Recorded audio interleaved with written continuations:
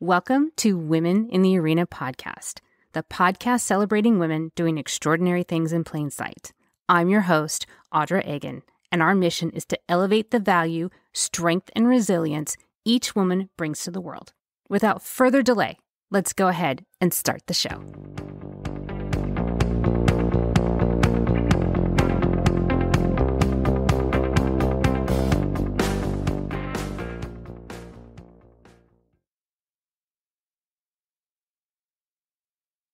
Welcome in, everyone, and thank you so much for joining me again this week. My guest this week is a woman that blazes a trail and leaves a path for others to follow. My guest this week is Monica Rothgery, and she has an amazing career. She started her career as a restaurant manager for Taco Bell. Jump forward 30 years later, and she became the very first woman to become Chief Operating Officer for KFC in the U.S. She then also became the very first LGBTQ leader to be promoted to the C-suite at Yum Brands, which is one of the largest restaurant companies in the world. She has used her legacy to recognize leaders, especially the frontline leaders, to acknowledge the greatness in themselves and as well as the teams they lead. She is going to be publishing her book, Lessons from the Drive-Thru, Real-Life Wisdom for Frontline Leaders. And in her book, she uses stories from behind the counter to illustrate the power of the true servant leadership. It is both my pleasure and my honor to introduce to you Monica. Monica, thank you so much for being here and welcome to the show. Audra, I'm blown away. Thank you for that intro and including me with all of the other esteemed women that you've been talking to on this amazing podcast.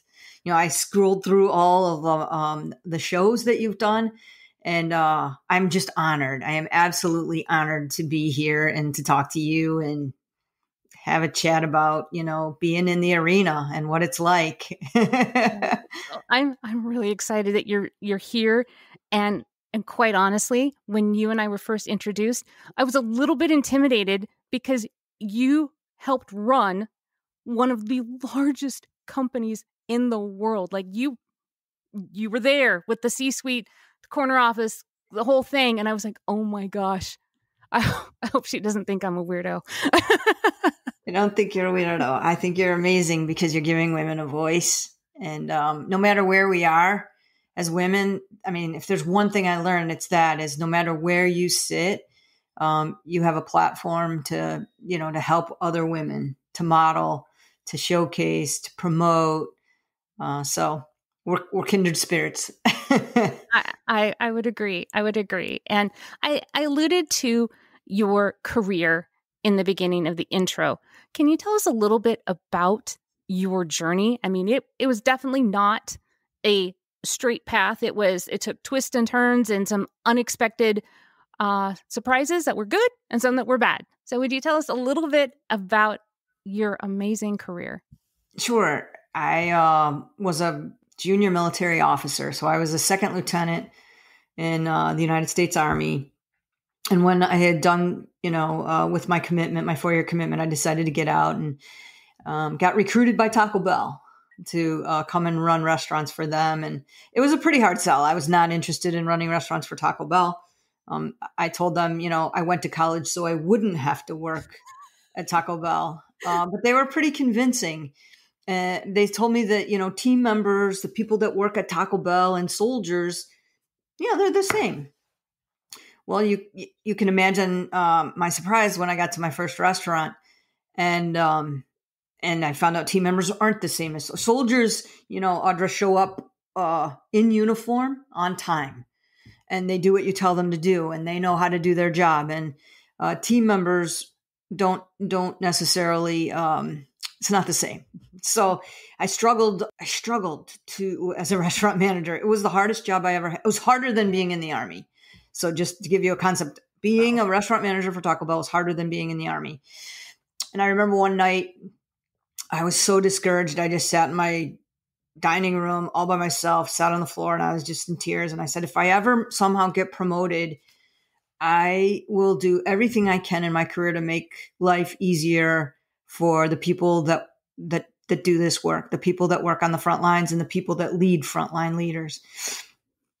Somehow I managed to get promoted. I learned some things. I learned about leadership. I learned about people. I learned about myself, and thus began a really beautiful journey with Yum Brands. I stayed with the same company for 31 years. It was not always easy. I had to really claw and scratch and fight my way to get noticed. I had to say yes to all the hard jobs that no one else wanted. But over time, you do a good job. You say yes, you go where they want you to go, and good things happen. Probably the highlights was when I got to go to Thailand and be the chief operations officer for KFC in Thailand. I was there for 5 years, and that was just a life-changing experience, working with the Thai people, running KFC there, learning the culture and about myself. And then I got promoted to run the KFC business in the United States, which, it's one of the most iconic restaurant companies in the country. So privilege and an honor. And then COVID happened. So I got to really, use all of my management and leadership skills that I learned in the Army and in Thailand to get us through crisis.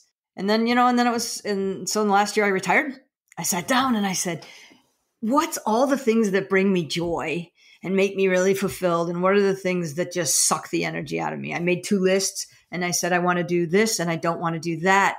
And so I crafted my business around all the things that bring me joy. And the single biggest thing that brings me joy is helping frontline leaders. And so that's what we're doing, writing a book and getting on the road to kind of help them out.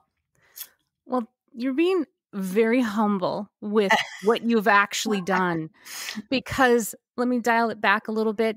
Let me bring you back to Taco Bell. Those workers, the majority of them are teenagers. Yeah, they are. This is their summer job, their part-time job, their whatever. And a lot of them are put in management positions with no clue. No training. Yeah. They are just thrown out there. And I want everybody to imagine the last time you went through a drive-thru. Imagine that experience. And imagine the experience for the workers inside that restaurant. They are kids. Yeah. They don't have a clue as what's going on, but they're given this giant responsibility with no training. And why I said that you're being extremely humble is because you saw them. You saw them in a way that probably they hadn't been seen and recognized before. And that you dedicated your energies to making sure that you improve their lives. That's a big deal. Well, I just believe in it so much. There's 200,000 QSR restaurants. Like 31 million people work in the hospitality and retail industry in this country. And like you said, most of them are first jobbers, entry level. Last week, I was at a workshop in Detroit talking to Taco Bell restaurant managers, happened to be, and assistant managers.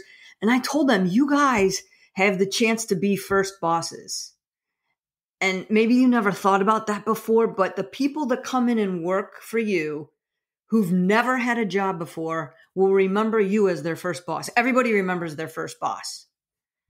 And so you have the opportunity to shape their entire work experience by what happens in their first job.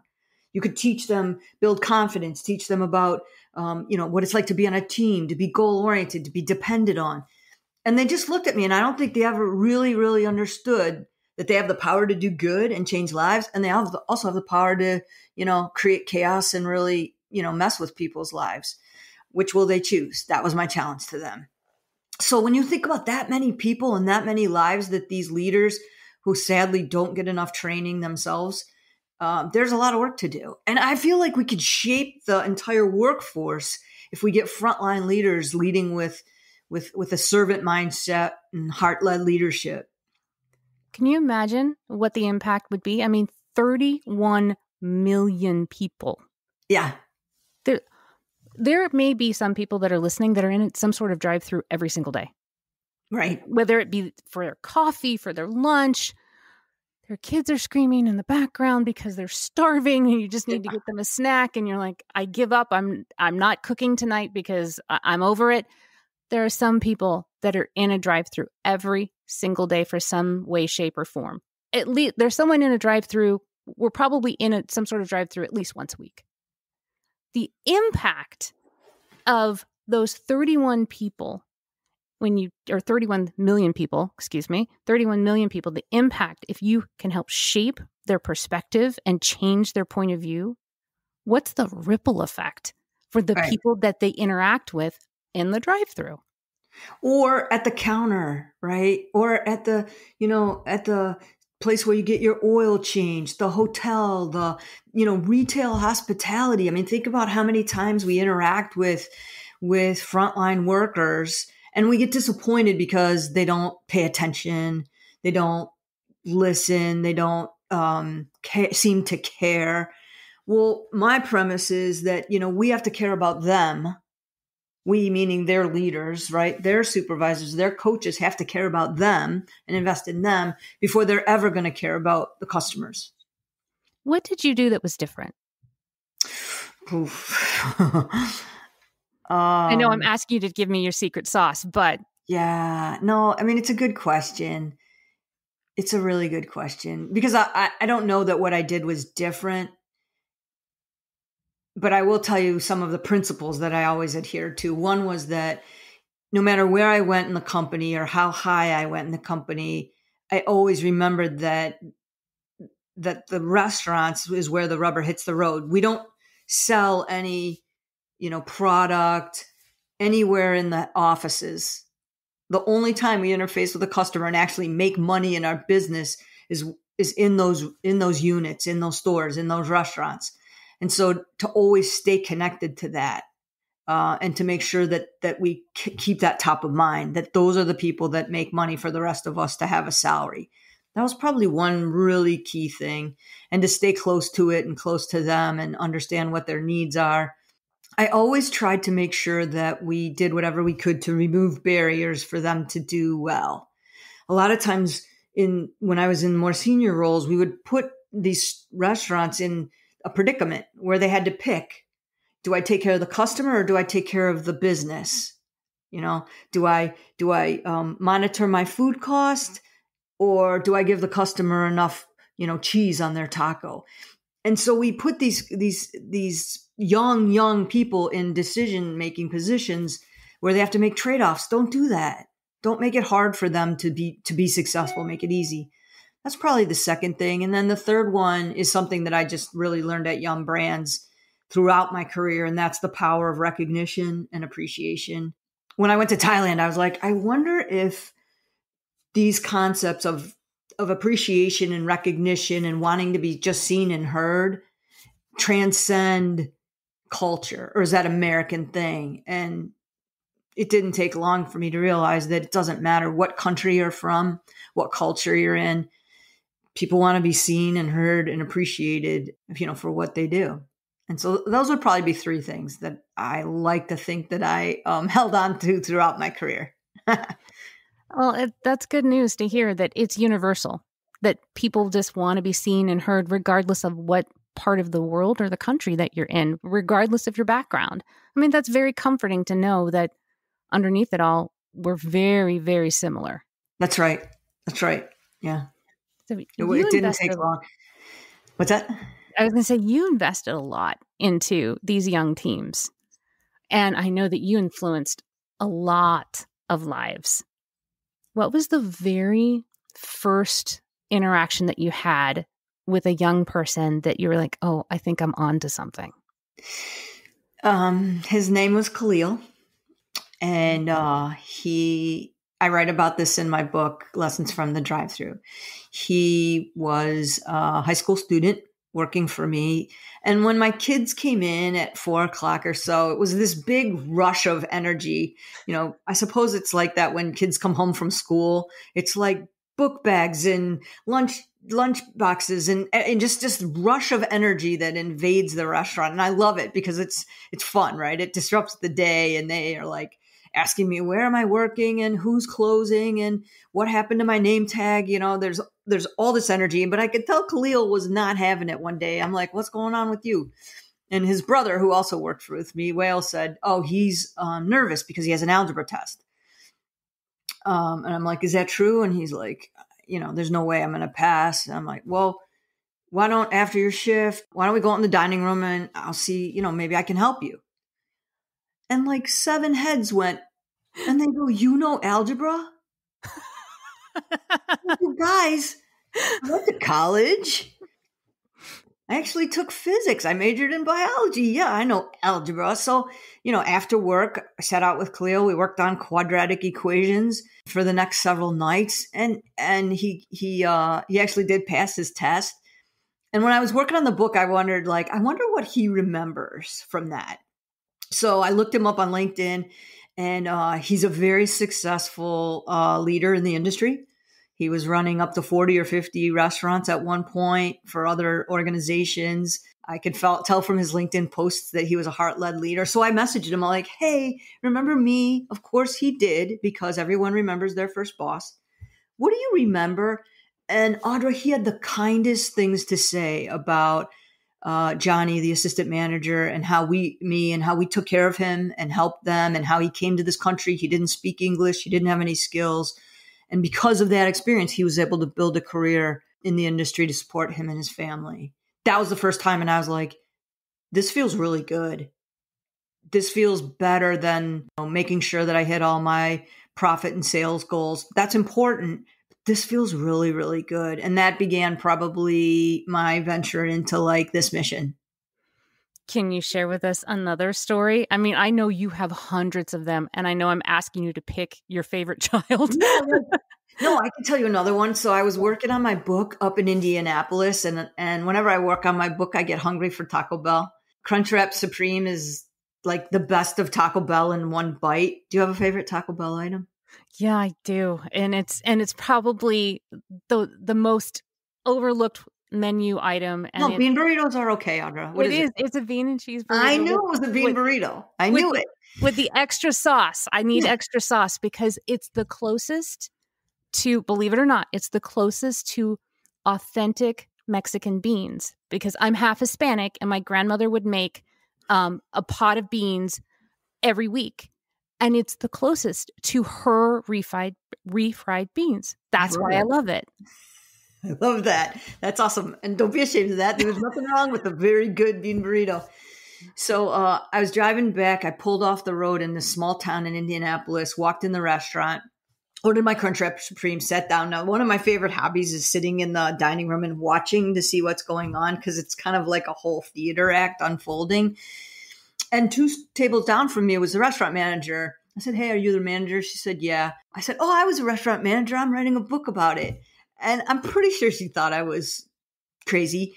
And I said, I'd love to talk to you. And she said, all right, weird person. So I started to ask her about her restaurant, and she could tell by my questions. She goes, you really do know what you're talking about. I was like, yeah, I was the COO of KFC last year. And then she goes, wait, what? You were the COO of KFC? I said, yeah, I retired, but now I'm writing a book. We went on to talk for about an hour. Her name's Caitlin. And while I watched her interact with her team, I saw something really amazing. They would come up to her and they would be like, hey, Caitlin, what should I do? And she would tell them what to do. And then she would say, thank you. I love you. And while we were talking, she got a phone call and it went, I could hear her side of it. She's like, yeah, okay, don't worry about it. No, we'll see you when you get here. Okay, thank you. I love you. And I was like, you really take care of and love your people. And she shared with me my philosophy that, you've got to take care of them. By the time I got home, Caitlin had found me on LinkedIn and said meeting me was the most exciting thing that had ever happened in her career. She went on to be an editor for my book and has provided me feedback to make sure that it still resonates with the managers of today. So yeah, that would be another great example. And I don't know, Audra, you're asking me about people I impacted, but they impacted me just as much. I get just as much out of just the joy of interacting with these amazing leaders that often are overlooked, right, by society, by, late night comedians want to make fun of somebody. They're, flipping burgers, right? Working at the drive-thru. In fact, these leaders lead our kids. They lead first jobbers. I just think they're super special. They're frontline heroes, and I appreciate them. Well, you've made quite an impact on these frontline leaders. And that like I alluded to before, that has a ripple effect. Do you have a story that you observed of watching one of your frontline leaders interact with somebody either at the counter or in the drive-thru and you went, I am so proud of you? I know there's probably lots of them because fast food restaurants is an interesting place. It is. It's a little microcosm of society, right? Between the team members that are all interacting with each other, and you've got multi-generations in there. You've got young people, but you also have all the way up to, people who have left the workforce and then returned because they just want to, work a few hours. And then, you have customers, everything from, as you alluded to, the, busy mom to the tradesman who only has 30 minutes for lunch, and everything in between. Plenty of people came through the drive-thru late at night after having enjoyed their evening out. That always presented some interesting challenges too. I had one shift manager that I promoted who, never imagined herself as much. And it was just really rewarding to watch her grow. And at first, when I even asked her, she was like, I can't do that. I'm like, why don't we just start with just a few little things that you could do in addition to just your normal team member job. And over time, she got more confident. It's so common. Women need to know they can do something before they believe they can do the job. And so over time, I remember when we promoted her to shift manager, she was so proud. And I'm sure that was the start of a career for her. And that happened over and over again. And those were the moments that I cherish the most when a restaurant manager finally decides to become a district manager and leave the safety and security of their place and go out and help other managers become better as a district manager. I mean, there were so many of them. I can't even remember specific ones right now, but that's just the most rewarding feeling. You said the safety of a restaurant into a district, and that sort of gave me some angst. So tell me, what is that leap like? I mean, these are things that I've never, until you and I met, I'd never even considered these things because you kind of just do these automatic things. And then as you were explaining these to me, I was like, oh my goodness, this is the raising of a generation. Yes, that's exactly right. You said that so well. I'm going to write that down because I like it. It's exactly right. Raising of a generation of workers. So, once you get kind of in your restaurant and you get your team and your management team, it's your show. You know what's going to happen. It's unpredictably predictable, right? And they're your team. Then, you get asked to become a district manager or an area coach, and you have to run, you're in charge of 6 or 7 managers and helping them be self-sufficient. And that's scary to a lot of the managers. It feels like, I don't know if I can do that. Here's an interesting statistic. In my business and in all the businesses I'd worked in, the restaurant managers are 50% women, 55% women, 45% men. So more women run fast food restaurants than men. And they do a great job. They do amazing. Not surprising. Not shocked.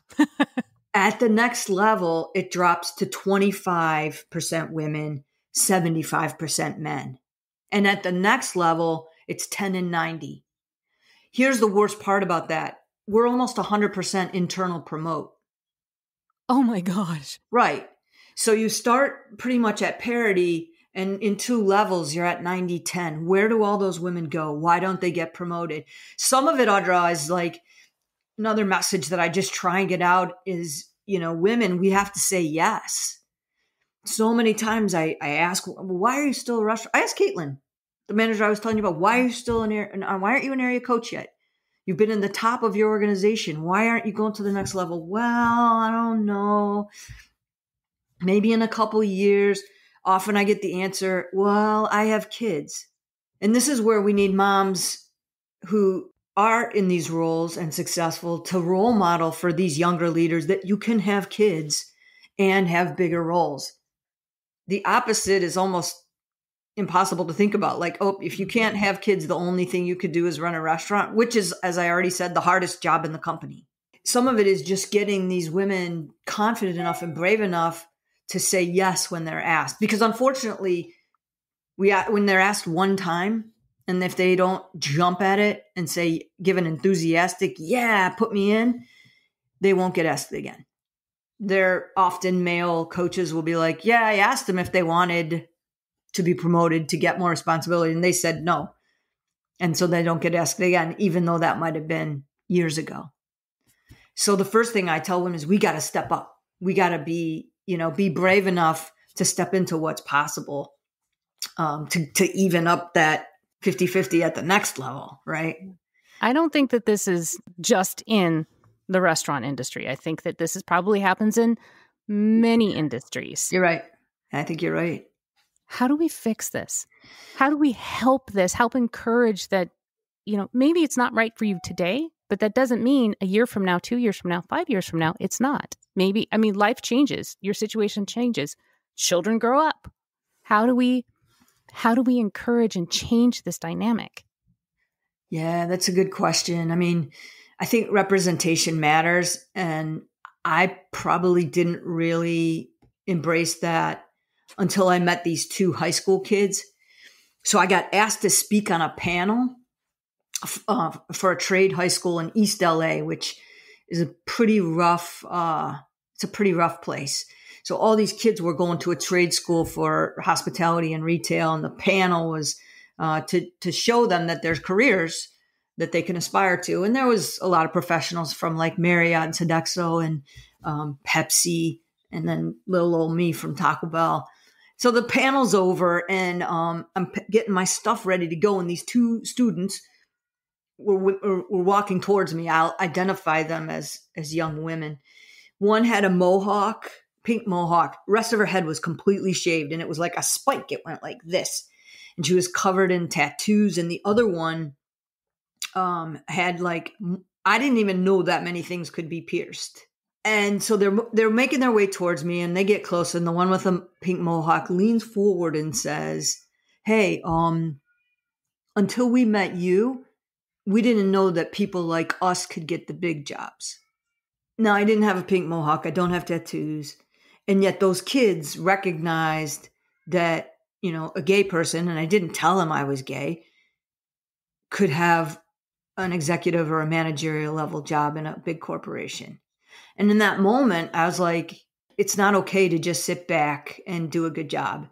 I have to be a voice. It's a privilege. It's almost a duty. It's a calling. I have to be a voice, a vocal voice, so that kids like that can realize that there's opportunity. So I think job one is for women who have made it through to stand up and be role models, be mentors, be vocal, be visible, so that other women or minorities or members of the LGBTQ community can see what's possible, and that they're not limited by, the color of their skin or their gender or how they identify or who they love.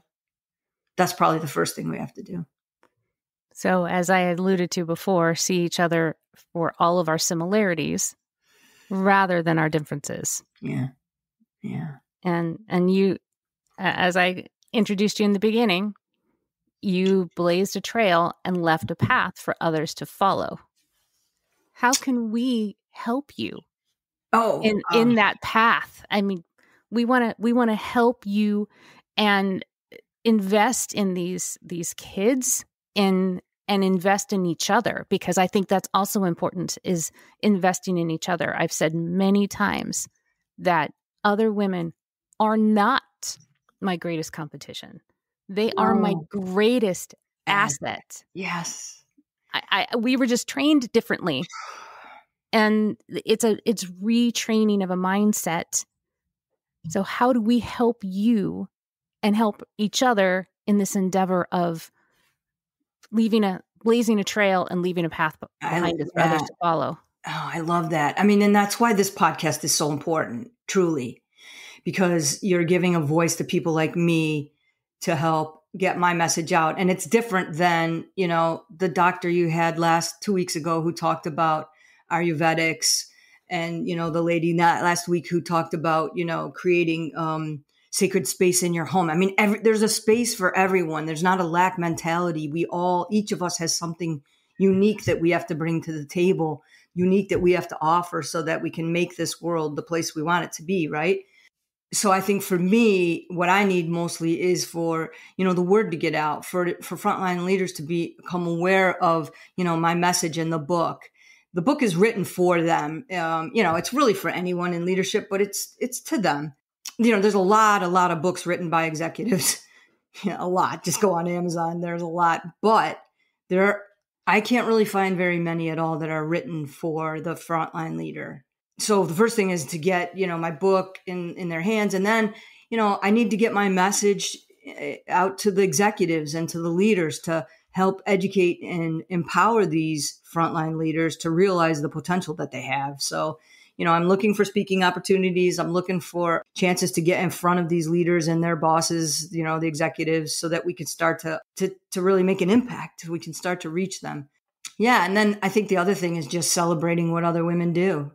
And there's nothing I hate more than when another woman can't support another woman. It's the worst. That's such a lack mentality. So I want to you've raised a really good question. I want to find a way to celebrate and champion all women, whether they're in my industry or outside of my industry, so that we can continue to push, to pull each other up.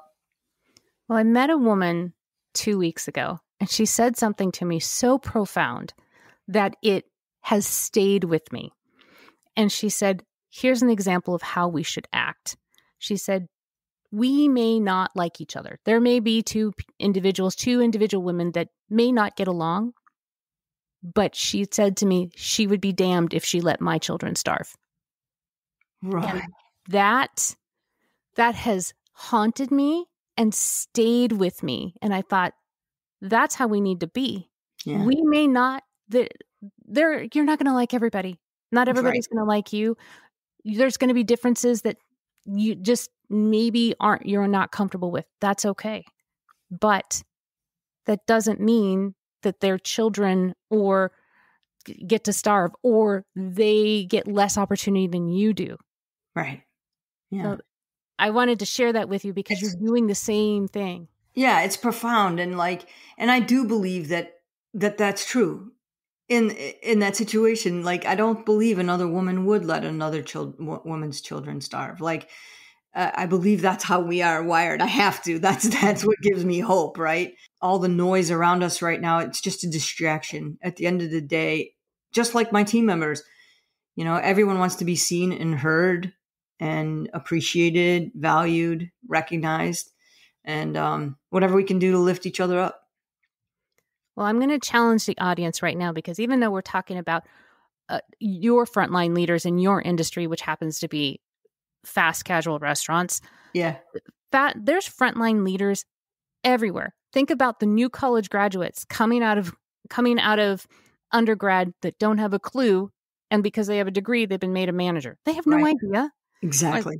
Think about the desk clerks at hotels, at all the various hotels. Think about all of the interactions that you all have every single day with these very young frontline leaders, and consider, what can I do to make their experience better? And therefore, somewhere along the way, my experience will be better too. So I'm challenging the audience to think about that. That's awesome. And help Monica in her quest, because obviously her quest is not for selfish reasons. She's literally trying to change the environment for all of us. It just happens to start in the drive-thru. That's right. Just happens to start in the drive-thru. I love that. That's great. And you're so right. The people that we interact with every day, it's, you don't interact with the CEO.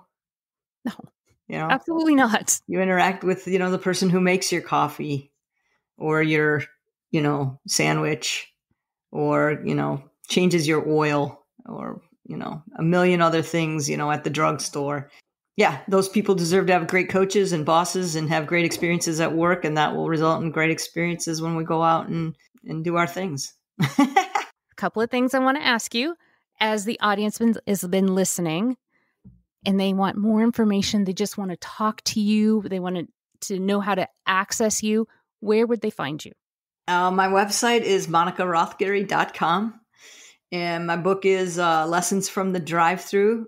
It's due to be out in March of 2023. So you'll be able to find that on Amazon. I would love to hear from people. And, you can always find me on LinkedIn too. That's a great place to connect. And I love hearing people's stories. I love hearing, people's adventures. I love hearing people what's their favorite food at Taco Bell. And I also love hearing what's their first boss story.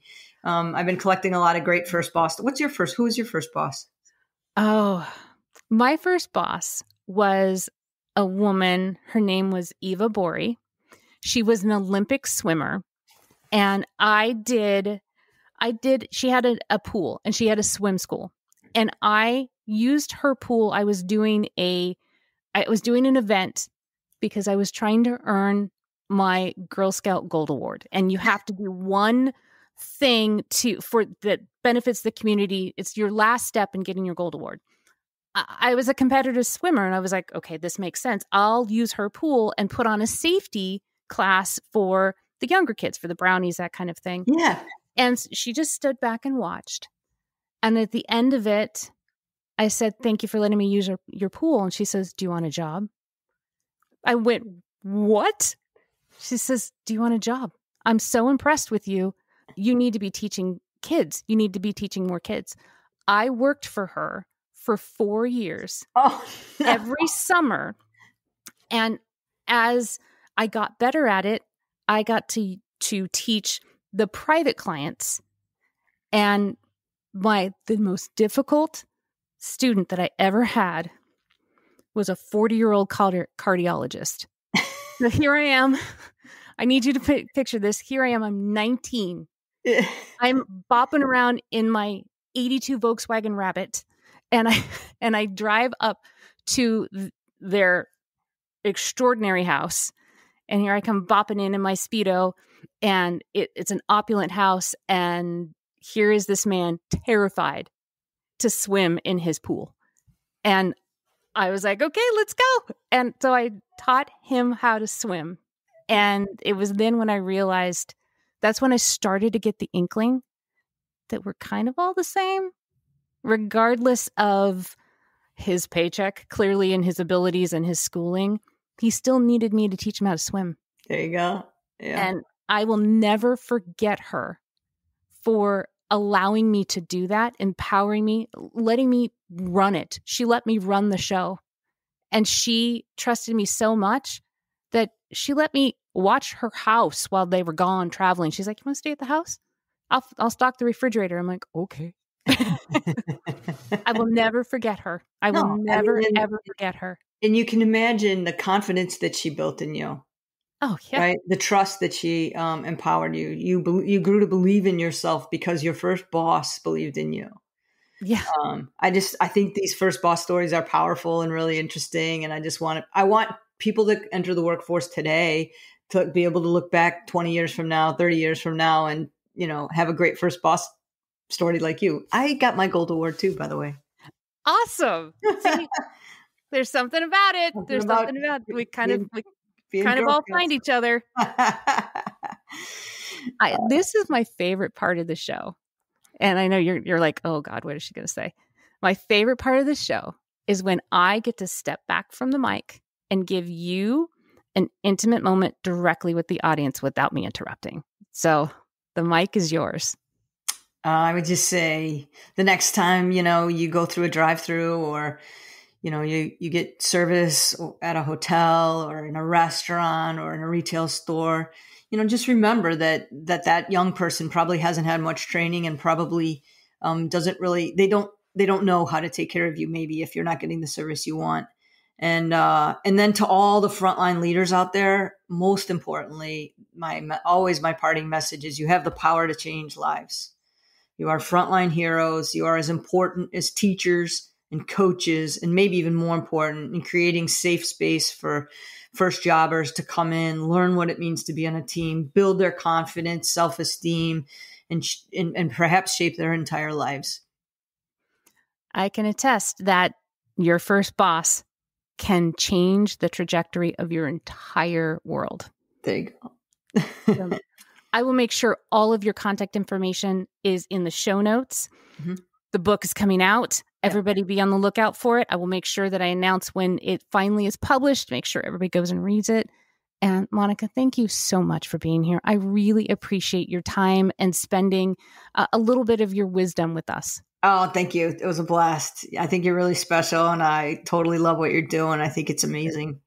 Thank you. I appreciate that. And I appreciate all of you for listening, and we'll see you again next time. This is just the beginning.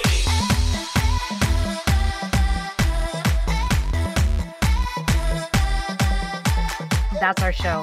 I am so grateful for each and every one of you and your unwavering support and your continued belief in this movement that has become much bigger than me, much bigger than just a podcast. It has become this forward momentum that we are all doing together. If you are ready, or you know somebody that is ready to tell your story and share your value with the world, please connect with me. You can reach me at audra@womeninthearena.net. I am so honored and thankful that you will share your story with me, and I'll make sure that it is well taken care of. I will never stop thanking each and every one of you, and I cannot wait to talk to you again next week as we share another woman's story and we celebrate her doing extraordinary things in plain sight. We'll see you next time. This is just the beginning.